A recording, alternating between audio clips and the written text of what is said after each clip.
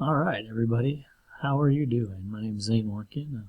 Welcome to our first module in EDL 853. All right. About myself. I live in Corvallis, Montana. We're very active with sports, hiking, camping, traveling, all these different things. Those are my kids there. 25 years of marriage this end of next month. Emmy, she has one semester left at pre-PT in Idaho, and then Caleb just graduated, so he is one of the Corona kids and missed his whole senior year of tennis, which he would have been state champion probably, so it's been a frustrating year, but hey, what it is. Myself, went to the University of Montana, graduated there back in 2000, or 1999 I guess, about 21 years of teaching. Taught math, PE, I've been an athletic director. I've been football coach. Right now I'm a head boys basketball coach. I've taught in Taiwan for 2 years, Korea for 4 years, and that's where I was AD of a big program. And I've taught in Montana and in California. Right now, of course, I'm in Montana.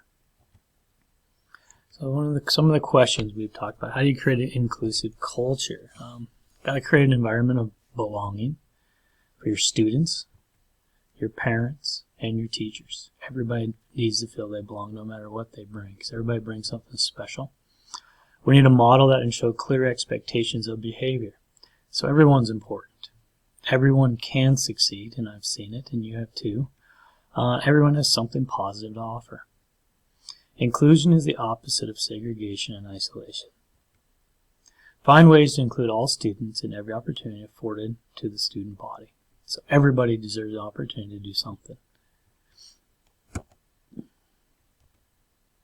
Create a flexible learning environment. Sorry about that. I totally missed that one. Create a flexible learning environment. Okay, how to advocate for that. Promote ways to include all students in your curriculum. Communicate with parents and students.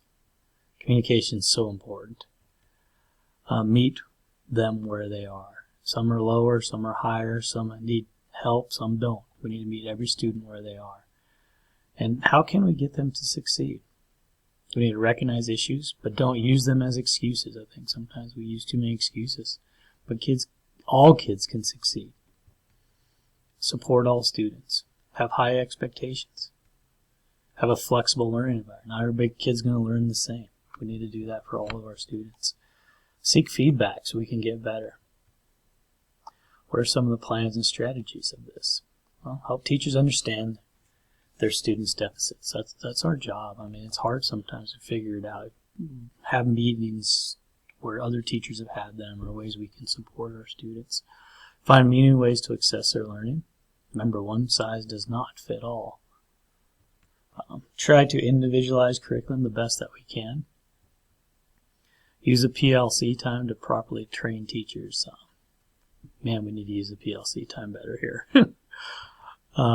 Create time for teachers to collaborate and not just give them more. Create that time so it's not something just extra in their day. Include the parents in the school. How do we change negative assumptions? Communications. Oh man, communication is the key. As a coach, as a teacher, if we cannot communicate, we will lose. We will lose our parents. We will lose support. We will lose trust. We'll lose our staff. The benefits include everyone. We need to include everyone and be open with our communication. Parents, show how we care about all the students, not just the easy ones or not just the really hard ones, the other kids too. What are our goals? Plan for improvement. Training teachers. Give them time. As we know, as a teacher, we just get thrown extra stuff all the time at us. Simplify what we're trying to do with them. Help us. Help them. Don't just throw a bunch of stuff and say, learn this. Make it applicable. Don't just do theory. Make something applicable to what we're doing as teachers. We can change these assumptions by doing these things.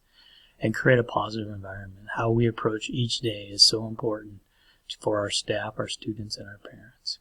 Where's that friendly atmosphere? It should always be in every classroom when they walk in the door. We're there to serve our parents and our students and our teachers too, as the principal. There's my introduction. Hopefully I'll be able to watch some of yours and get to know you in this time that we have together. Enjoy.